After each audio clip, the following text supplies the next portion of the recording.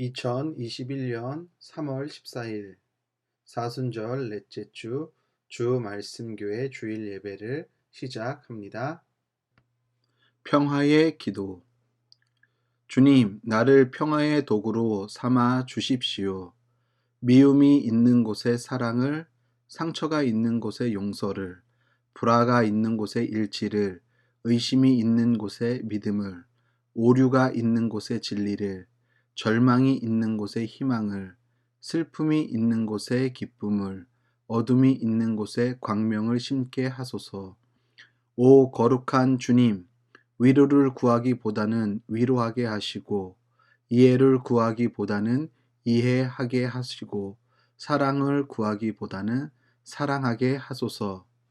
우리는 줌으로써 얻고, 용서함으로써 용서받고, 죽음으로써 영생에 이르기 때문입니다. 아멘. 교동문 127번 사순절 4번입니다. 여호와를 자기 하나님으로 삼은 나라 곧 하나님의 기업으로 선택된 백성은 복이 있도다. 여호와께서 하늘에서 굽어보사 모든 인생을 살피심이며 곧 그가 거하시는 곳에서 세상의 모든 거민들을 굽어 살피시는도다. 그는 그들 모두의 마음을 지으시며 그들이 하는 일을 굽어 살피시는 이러라. 많은 군대로 구원 얻은 왕이 없으며 용사가 힘이 세어도 스스로 구원하지 못하는도다. 우리 영혼이 여호와를 바라며 그는 우리의 도움과 방패시로다. 우리 마음이 그를 즐거워하며 우리가 그의 성호를 의지하였기 때문이로다. 여호와여, 우리가 주께 바라는 대로 주의 인자하심을 우리에게 베푸소서. 아멘. 찬송가 411장 찬송 부르겠습니다.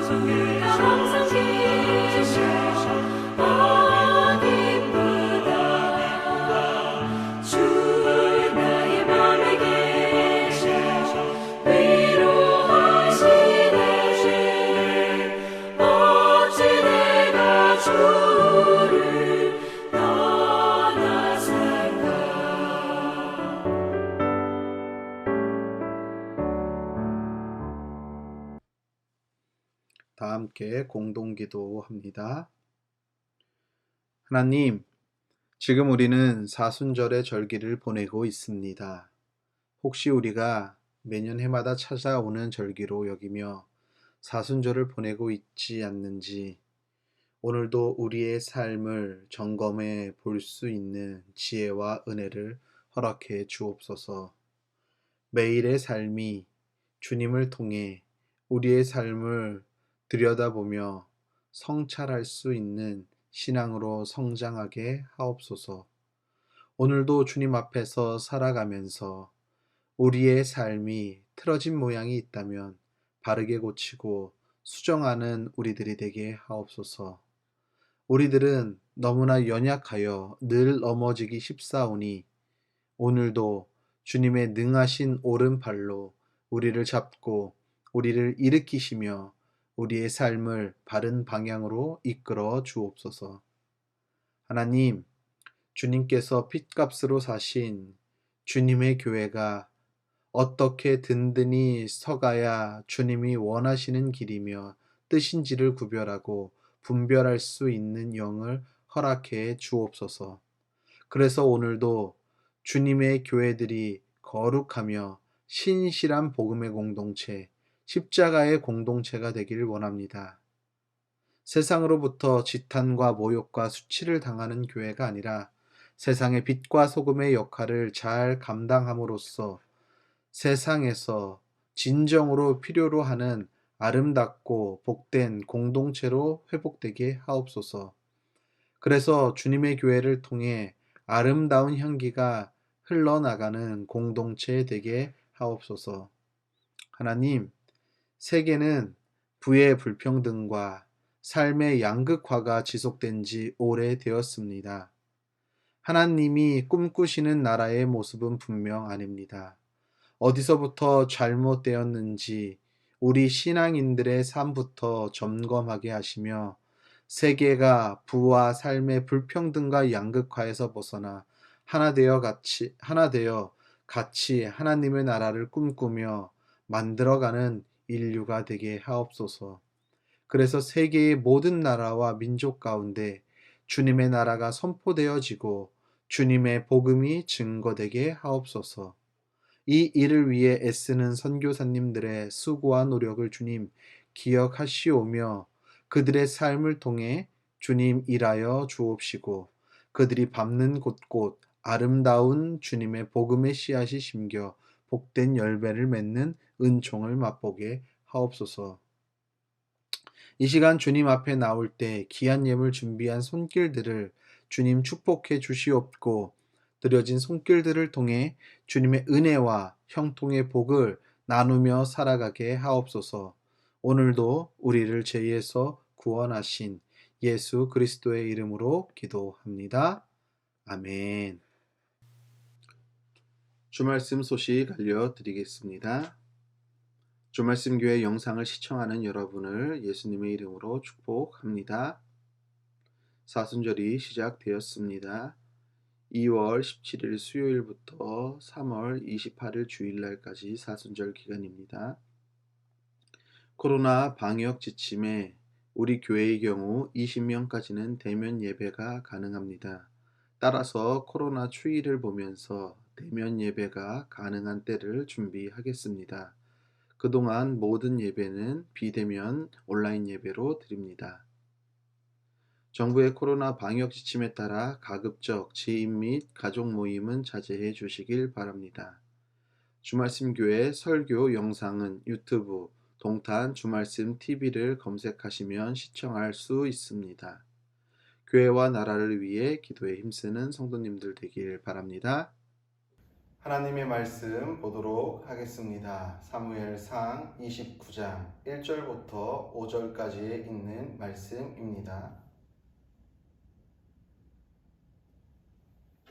블레셋 사람은 모두 부대를 아벡에 집결시켰고 이스라엘 사람은 이스르엘에 있는 샘가에 진을 쳤다. 블레셋 사람의 지도자들은 수백 명, 수천 명씩 거느리고 나아갔으며 다윗도 부하를 거느리고 그 행렬의 맨 뒤에서 아기스와 함께 나아갔더니 블레셋 사람의 지휘관들이 항의하였다. 이 히브리 사람들이 무엇 때문에 여기에 와 있습니까? 아기스가 블레셋 사람의 지휘관들에게 말하였다. 기관들도 알다시피 이 사람은 이스라엘 왕 사울의 종이었던 다윗이요. 그가 나와 함께 지낸 지가 이미 한두 해가 지났지만 그가 망명하여 온 날부터 오늘까지 나는 그에게서 아무런 허물도 찾지 못하였소. 그러나 블레셋 족속의 지휘관들은 다윗에게 분노를 터뜨렸다. 블레셋 족속의 지휘관들이 아기스에게 강요하였다. 저 사람을 돌려 보내십시오. 임금님께서 그에게 지정하여 준 그 곳으로 그를 돌려보내시고 우리와 함께 싸움터에 나가지 않도록 하여 주십시오. 싸움터에 나가서 그가 우리의 대적으로 돌변할지도 모르는 일입니다. 그가 무엇을 가지고 자기의 주인과 화해할 수가 있겠습니까? 우리 군인들의 머리를 잘라다 바쳐서 하지 않겠습니까? 그가 바로 이스라엘 백성에 춤을 추면서 사울은 수천 명을 죽이고 다윗은 수만 명을 죽였다 하고 추켜 세우던 그 다윗이 아닙니까? 아멘.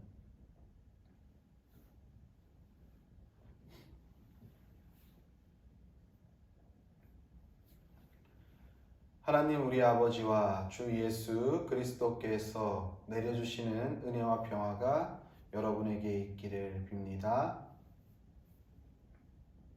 강은규 시인의 물길의 소리라는 시가 있습니다.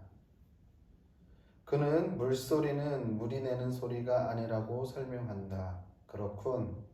물소리는 물이 돌에 부딪히는 소리, 물이 바위를 넘어가는 소리, 물이 바람에 항거하는 소리, 물이 바삐바삐 은빛달을 안치는 소리, 물이 은빛별의 허리를 쓰다듬는 소리, 물이 소나무의 뿌리를 매만지는 소리, 물이 햇살을 핥는 소리, 핥아대며 반짝이는 소리, 물이 길을 찾아가는 소리, 가만히 눈을 감고 귀에 손을 대고 들으면 들린다. 물길이 몸을 비비는 소리가, 물길이 가슴을 흔들며 비비는 소리가, 몸에 젖는 것도 모르고 뛰어오르는 물고기들의 비늘 비비는 소리가, 심장에서 심장으로 길을 이루어 흐르는 소리가 물길의 소리가. 여러분은 이 시를 들으면서 어떤 생각을 하셨습니까? 이 시인이 가만히 눈을 감고 손을 귀에 대고 들으면 물길이 부딪히는 소리가 들린다라고 하는 이 강은교 시인의 그 소리가, 물소리가 들리십니까? 시인은 작은 물소리에 귀를 기울이고 물소리에 집중을 합니다. 그리고 마침 생각해낸 것이 지금 이 물이 흐르고 있는 이 우리는 현상에서 물이 흐르면서 내는 소리구나 라고 생각하지만 이 강은규 시인은 그 물소리는 그냥 단순히 물이 흐르면서 흐르는 소리가 아니라 여러 작은 물방울들이 서로 부딪히면서 만들어진 소리라고 합니다. 때로는 이것이 바위에 부딪히면서 만들어진 소리고 냇가에 부러져 있는 나뭇가지 혹은 나무 뿌리에 부딪혀서 만들어진 소리고 물고기 비늘에 부딪히면서 만들어지는 소리라고 시인은 이야기합니다. 그것이 바로 물길의 소리라는 시를 통해서 강은교 시인이 이야기하고 있는 것이지요. 이 시인은 이 물길의 소리라는 시를 통해서 우리에게 어떤 것을 이야기하고 싶어서 이 시를 썼을까요? 여러분들은 귀를 기울이고 이 물소리를 들었을 때 어떤 생각이 드십니까? 저는요, 이 시인의 이 시를 읽고 생각하면서 제 머리에 떠오른 단어가 있습니다. 이쯤 하면 우리의 머릿속에 이런 단어가 생각날 것 같은데 라고 하는 분도 계실지 모르겠습니다. 저는 이 시를 읽으면서 그런 생각이 들었습니다. 하모니라는 단어를 생각하게 되었습니다. 여러분도 저와 같은 단어가 머릿속에 혹시 떠오르셨습니까? 전에 지방에서 함께 사역하던 목사님 중에 그 목사님이 섬기는 교회 이름이 하모니 교회라는 교회가 있었습니다. 이 목사님은 신학과 성악을 같이 공부했습니다. 그래서 아주 테너로서 참 찬양을 잘하는 목사님이었습니다. 그리고 그 교회의 많은 멤버들은 구성원들은 바이올리니스트도 있고 같이 성악을 하는 분들도 계시고 또 피아노를 전공한 분도 계십니다. 그래서 이분의 사역은 많이 이렇게 찬양을 하면서 하는 사역을 많이 하고 전에 있던 지방 안에서도 어떤 행사들이 있었을 때 많이 초청을 해가지고 함께 즐거운 시간들을 보냈던 기억도 있습니다. 아마도 이렇게 음악을 같이 하는 사람들이 모여서 교회가 구성되었다 보니 그 교회의 이름을 하모니 교회라고 지었는지도 모르겠습니다. 어쨌거나 참 재미있게 목회를 잘 하셨던 분으로 기억합니다. 여러분, 하모니 하면은 이 사전적 의미가 여러 가지가 있습니다. 이게 음악적인 요소에 사용되었을 때에는 일정한 법칙에 따른 화음의 연결이라는 뜻을 가지고 있습니다. 근데 이 하모니가 단순히 음악적인 용어뿐만이 아니라 미술에 관련돼서도 사용될 때가 있다는 것이지요. 미술에 사용될 때에는 어떤 뜻을 가지고 있냐 하면은 미적 대상의 부분들이 성질이나 수량성에서 서로 모순이 없는 통일 관계를 맺어 쾌감을 낳는 것이라는 의도를 가지고 있습니다. 서로 모순이 없는 통일 관계를 맺어 쾌감을 낳는 것. 그리고 우리가 주로 하모니라고 이야기했을 때 우리는 이 음악적인 요소와 미적인 요소를 제외하고 하모니라고 이야기했을 때에는 아마도 그것은 어떤 공동체의 조화, 어떤 공동체가 서로 일치하는 마음, 이런 것을 뜻하기 위해서 우리는 하모니라는 그런 단어의 맥락을 가지고 그 단어를 사용한다라는 것이지요. 저는 하모니라는 이 단어가 생각이 났고 이것을 사전적 의미를 찾아보다가 서로 모순이 없는 통일 관계를 맺어 쾌감을 낳는 것이라는 이 내용을 좀 들여다보았습니다.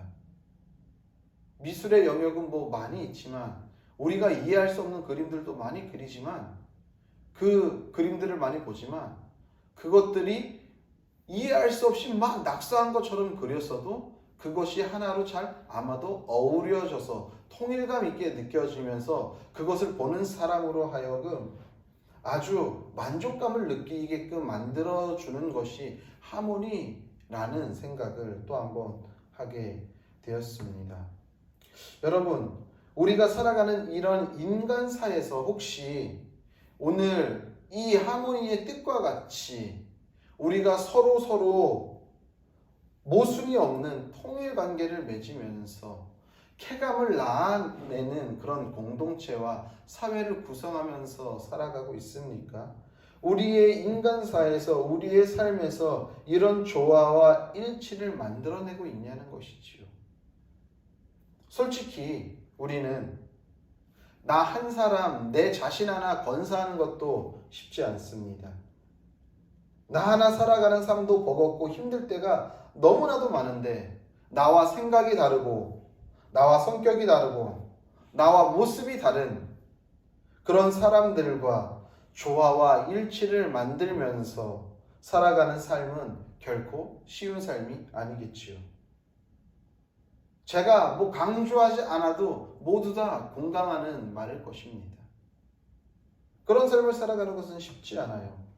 나와 같은 생각을 가지고 같은 뜻을 품고 살아가는 삶의 여정 가운데서도 서로 삐걱삐걱 거리면서 소리가 나기 일쑤인데, 그렇지 않은 삶의 현장에서 조화와 일치를 이룬다라는 것은 언감생심, 말도 안 되는 일이라는 것이지요. 다윗은 오늘 블레셋으로 망명해서 아기스와 1년하고도 넉 달을 살았다라고 28장에서 이야기합니다. 그런데 오늘 아기스는 다윗을 대변해 줄 때에 하루 이틀 산 것이 아니라고 이야기를 하죠. 그러면 1년하고 넉 달 말고도 시간이 더 흘렀다라는 얘기일 것입니다.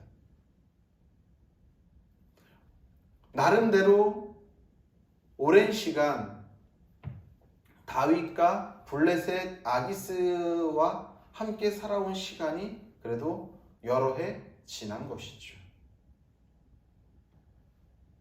그러면서 다윗은 어떻게 보면 블레셋은 적국이죠. 적국으로 망명을 한 겁니다.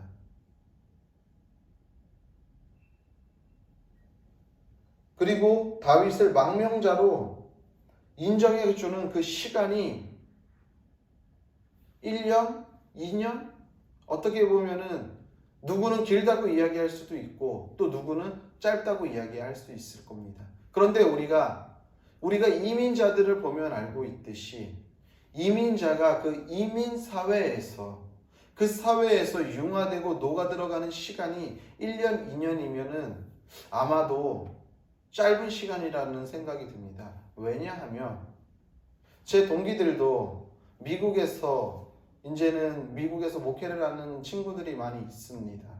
그런데 아주 극적인 예로 그들 앞에서 저와 같이 이렇게 하나님의 말씀을 전할 때에 우선 언어가 다르지 않습니까? 영어권에 있는 사람과 우리 한국어를 쓰는 이 국어를 사용하는 우리와 언어가 다르기 때문에 언어의 뉘앙스 그리고 언어에서 풍기는 느낌 이런 것들이 다 다른데 이것을 담아서 그들에게 전달하는 일이 결코 쉽지는 않을 것입니다.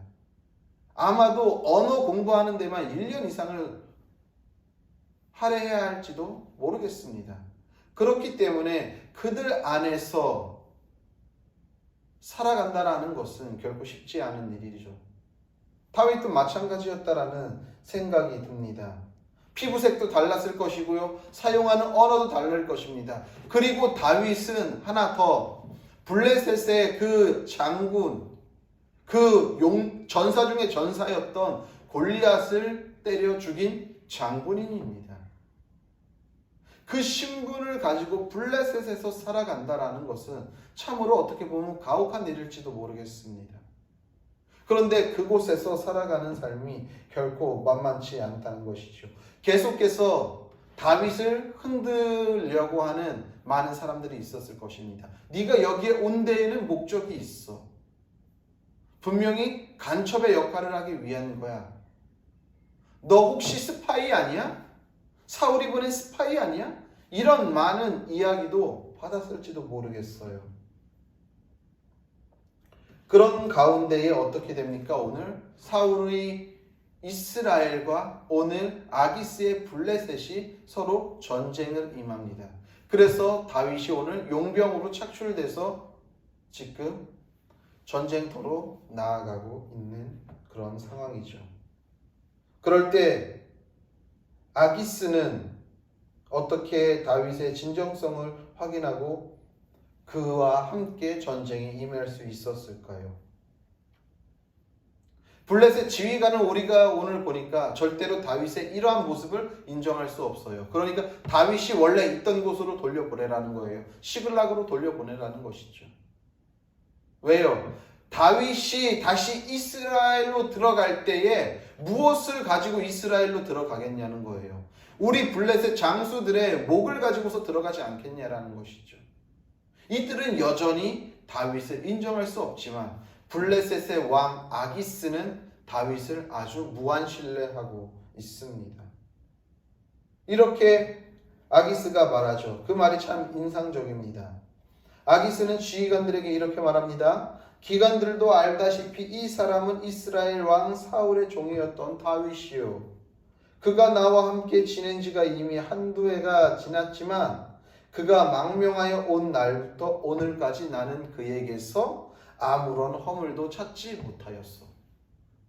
그가 처음 망명했을 때부터 한두 해가 지났지만 한두 해가 지났지만 지금까지 처음부터 지금까지 온 순간부터 지금까지 다윗에게서 허물을 단 한 번도 찾아보지 못했다라고 아기스가 이야기하고 있다는 것이죠. 아기스가 다윗을 인정하고 있는 거예요. 블레셋의 장군들은 아기스의 말에 동의되지 않고 다윗에게는 분명히 무언가 속이는 게 있다, 숨기는 게 있다라고 생각하고 있는 거예요. 하지만 아기스는 그 블레셋의 방백들에게, 군대 장관들에게 다윗은 허물이 없는 사람이야 라고 오히려 블레셋의 임금이 대변해주고 있다는 것이죠. 말은 쉽습니다. 다윗이 아기스와 살아가면서 허물 없이 살아가는데 아기스가 허물이 없는 사람이야 라고 다윗을 말하는 거야 싶지만 본인 당사자 다윗은 그 허물을 드러내지 않기 위해서 얼마나 그 블레셋이라는 공동체 안에서 애쓰고 수고를 했겠습니까? 다윗이 그 안에서 어떻게 보면 조화와 일치를 만들어냈던 삶이 결코 만만치 않고 쉽지 않았던 삶이라는 것이지요. 잡음을 내지 않으려고 많이 노력했을 것입니다. 그 사실을 아기스 또한 알고 있겠죠. 그러니까 그것을 대신해서 블레셋의 지휘관을 대신해 가지고 다윗을 변호해주고 있는 것이겠죠.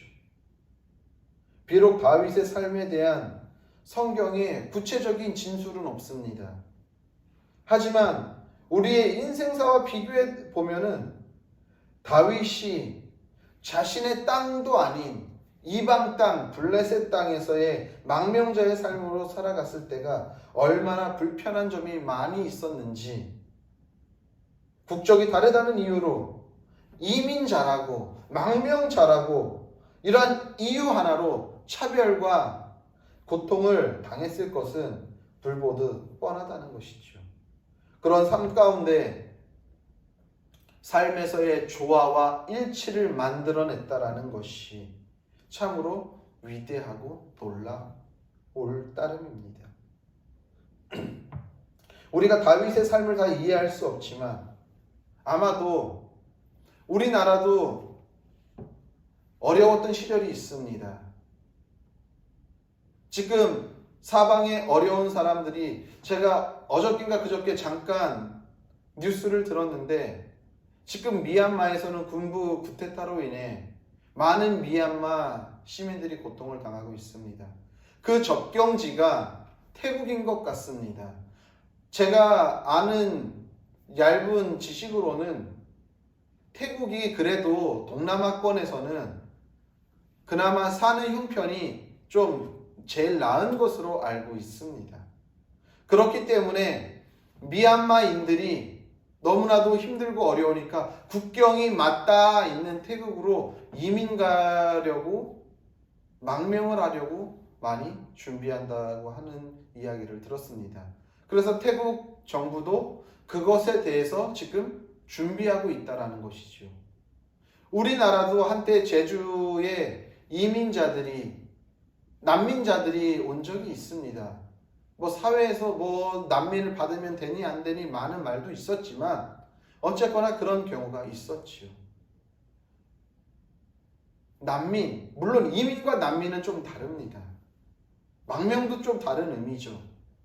어쨌거나 이민이나 난민이나 망명은 자기네의 본토에 살던 그 지역을 떠나 새로운 다른 나라로 오는 것이죠. 문화가 다르고요, 환경이 다르고요, 피부색이 다르고요, 때로는 언어도 다릅니다. 그곳을 선택해서 오기까지가 얼마나 힘든 시간이었겠습니까?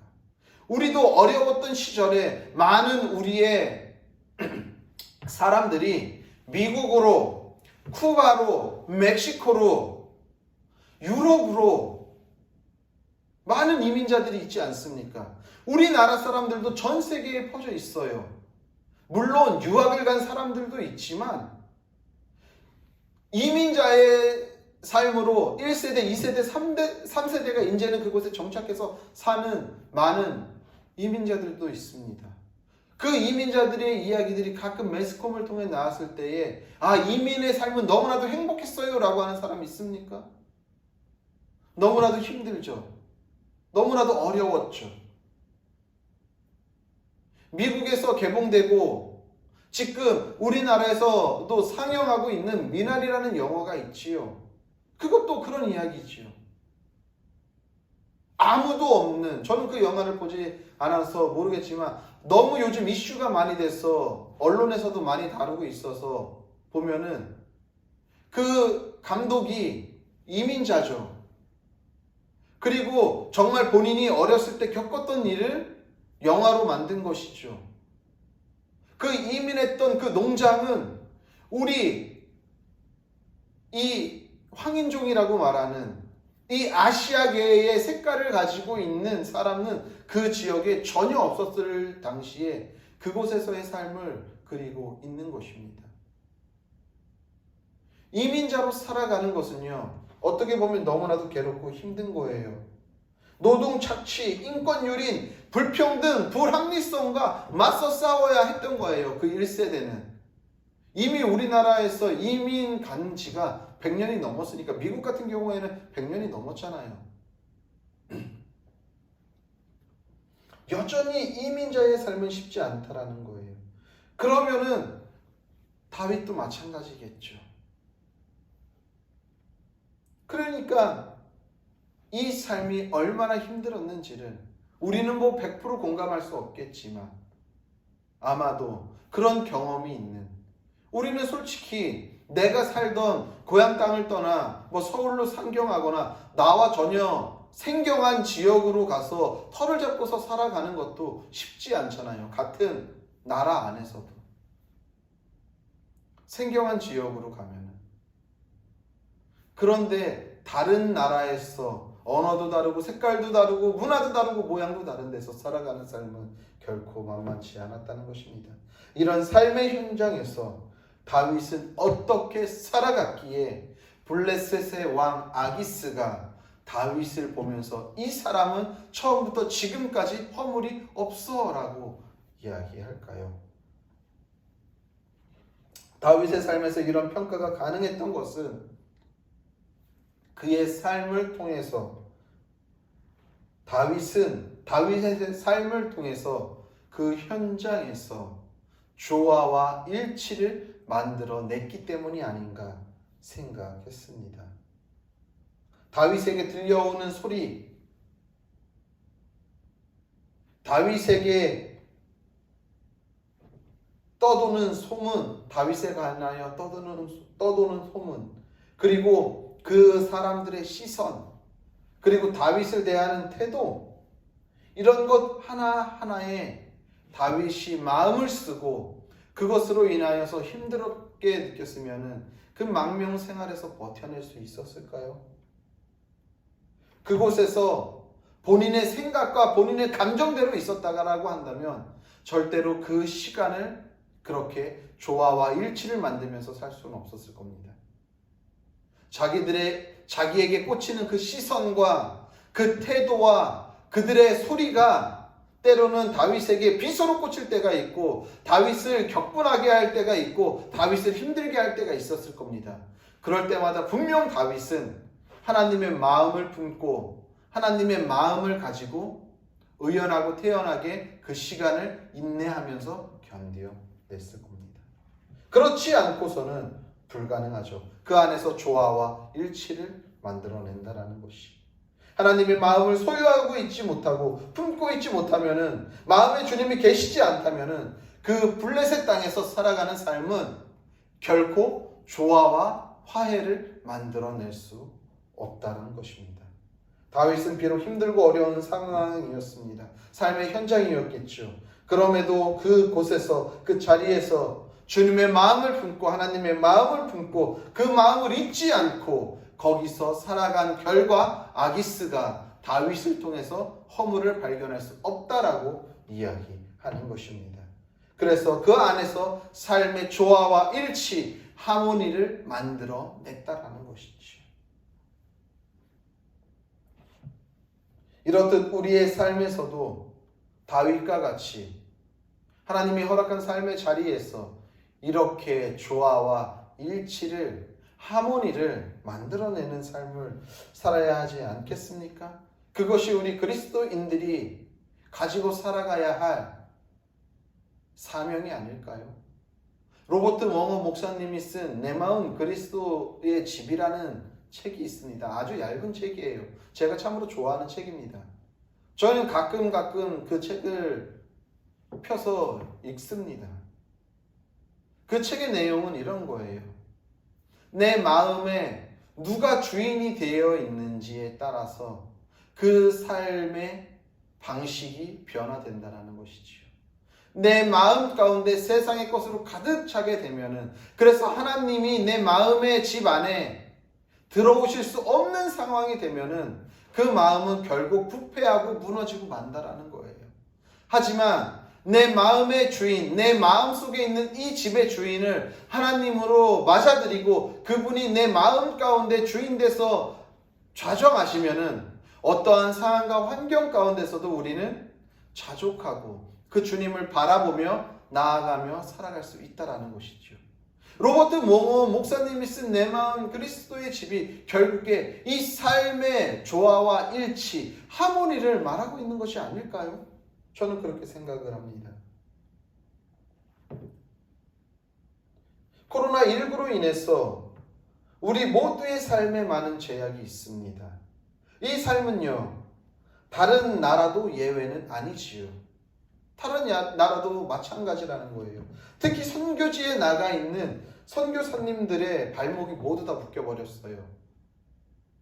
제 동기 선교사들도 마찬가지예요.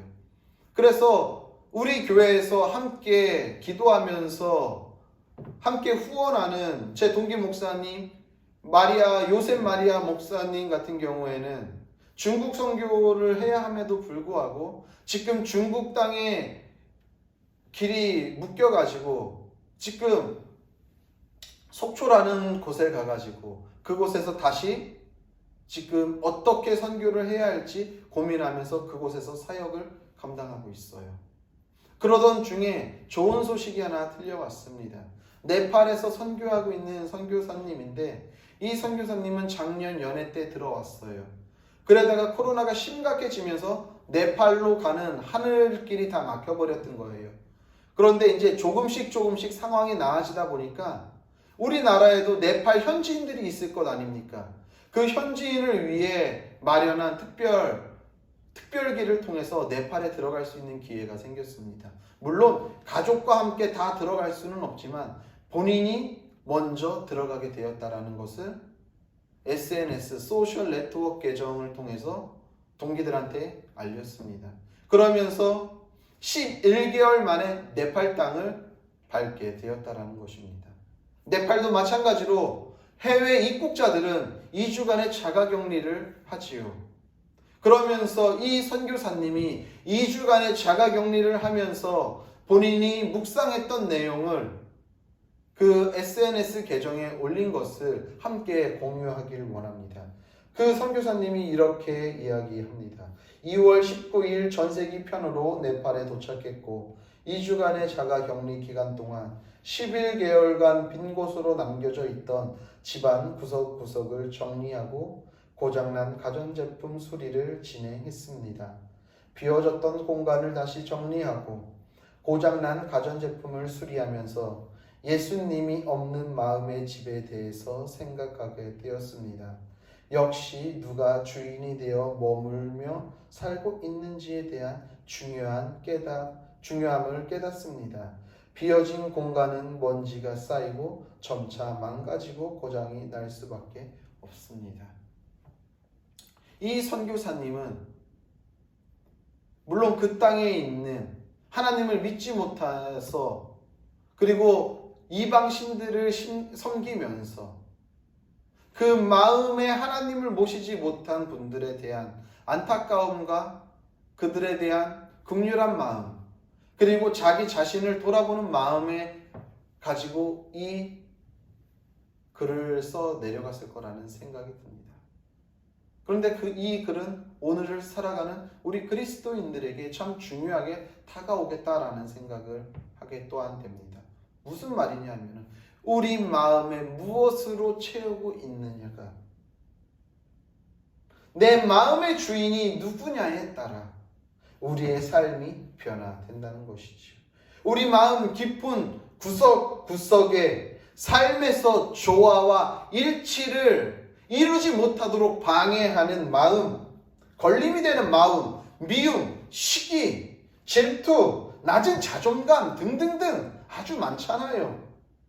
그런 것들이 먼지로 켜켜이 쌓여 있다고 한다면 이 먼지를 털어내고 청소하지 않으면은 11개월 동안 방치됐던 그 가전제품과 같이 그 집과 같이 먼지가 쌓여서 사람이 들어가서 살 수가 없고 그 가전을 더 이상 사용할 수 없이 되는 것과 같이 우리의 마음 가운데도 주님이 아닌 삶의 조화와 일치를 만들고자 하는 마음이 아닌 다른 것들로 가득 먼지가 쌓이듯 켜켜이 쌓여 있다고 한다면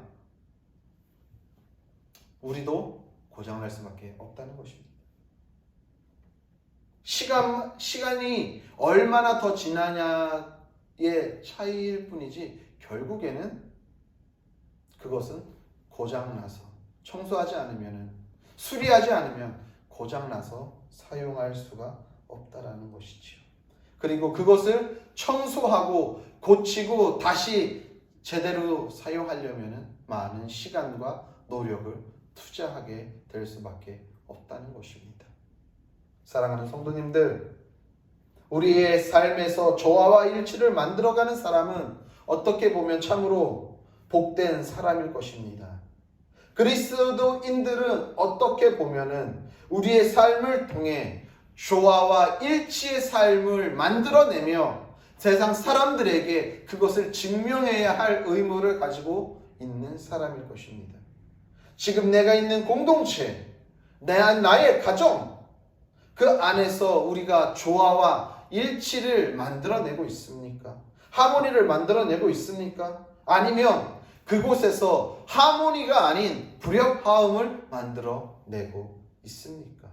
훌륭한 마에스트로는요, 훌륭한 지휘자는요, 삐걱거리는 소리 혹은 각자 개성 있는 소리들을 잘 한데 어우러져서 아름다운 협연을 통해 아름다운 노래를 만드는 사람이 훌륭한 마에스트로, 지휘자입니다. 우리에게는 훌륭한 마에스트로가 있습니다. 누구죠? 바로 예수 그리스도입니다. 그분이 우리 마음에 임재하시고 우리 마음에 좌정하셔서 그분의 지혜에 맞춰 우리가 살아간다면 우리의 삶 가운데서도 조화와 일치, 아름다운 하모니가 만들어질 것입니다. 부디 우리의 삶을 통해 우리의 마음에 하나님을 모시고 그 하나님의 지위에 맞춰 우리의 삶에서 아름다운 삶의 조화와 일치와 하모니를 만들어 가시는 성도님들의 삶이 되시기를 예수님의 이름으로 간절히 축복합니다. 기도하겠습니다. 주님, 우리의 삶 가운데 오늘도 훌륭한 지휘자이신 그 주님을 마음에 모시고 그 마음을 품고 살아가면서 우리의 삶의 현장에서 아름다운 조화와 일치와 하모니를 만드는 삶을 살게 하여 주옵소서. 이제는 우리를 위하여서 십자가에 달려 죽으신 예수 그리스도의 은혜와 그의 아들을 십자가에 아낌없이 내어주신 하나님 아버지의 무한하신 사랑과 성령의 교통하심과 위로하심과 역사하심과 충만하심이 오늘도 우리의 지휘자이신 하나님의 마음을 품고 우리의 삶에서 아름다운 조화와 일치와 하모니를 만들기로 결단한 성도들 머리 위에와 그들의 가정과 섬기는 교회와 나라 민족과 더 나아가 세계 열방 가운데에 이제로부터 영원히 함께 계시기를 간절히 축원하옵나이다. 아멘.